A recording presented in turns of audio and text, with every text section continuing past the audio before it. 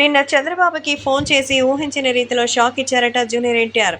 నారా చంద్రబాబు నాయుడికి ఫోన్ చేసి తెలుగు రాష్ట్ర రాజకీయాల పట్ల తనకి ఎప్పటికీ ఉన్నటువంటి అభిమానమే ఉందని, ఈ విషయంలో ఎలాంటి డౌటు అవసరం లేదని ఆయన చెప్పినట్టుగా తెలుస్తోంది. ప్రస్తుతం ఈ విషయం తెలుసుకొని అందరూ ఎంతగానో షాక్ అవుతున్నారు.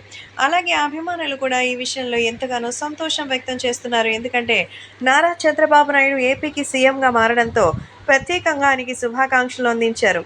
చంద్రబాబు మావయ్యకి, పురంధరేశ్వరి అత్తయ్యకి, బాలయ్య బాబాయ్కి, అలాగే ఇంకా నారా లోకేష్, ఇంకా భరత్కి ఎంతో శుభాకాంక్షలు తెలియజేశారు.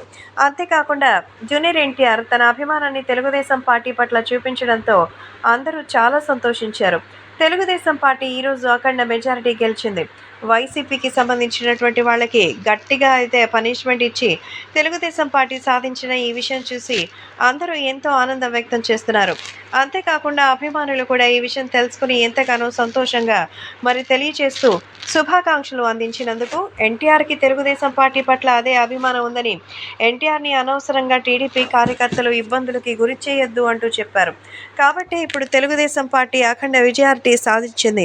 అందుకు జూనియర్ ఎన్టీఆర్ కూడా శుభాకాంక్షలు అందించిన తరుణంలో తాజాగా తెలుగుదేశం పార్టీకి సంబంధించినటువంటి అధినేత చంద్రబాబు నాయుడికి ఫోన్ చేసి ఏపీలో జరుగుతున్న అభివృద్ధి పనులు చూస్తుంటే చాలా సంతోషంగా ఉందని, అందుకే తెలుగుదేశం పార్టీ తరపున భారీగా అయితే మరి అఫీషియల్గా రావాలని నిర్ణయించుకున్నట్టుగా ఎన్టీఆర్ తన తెలుగుదేశం పార్టీ అఫీషియల్ ఎంట్రీ గురించి అడిగినట్టుగా అయితే తెలుస్తోంది.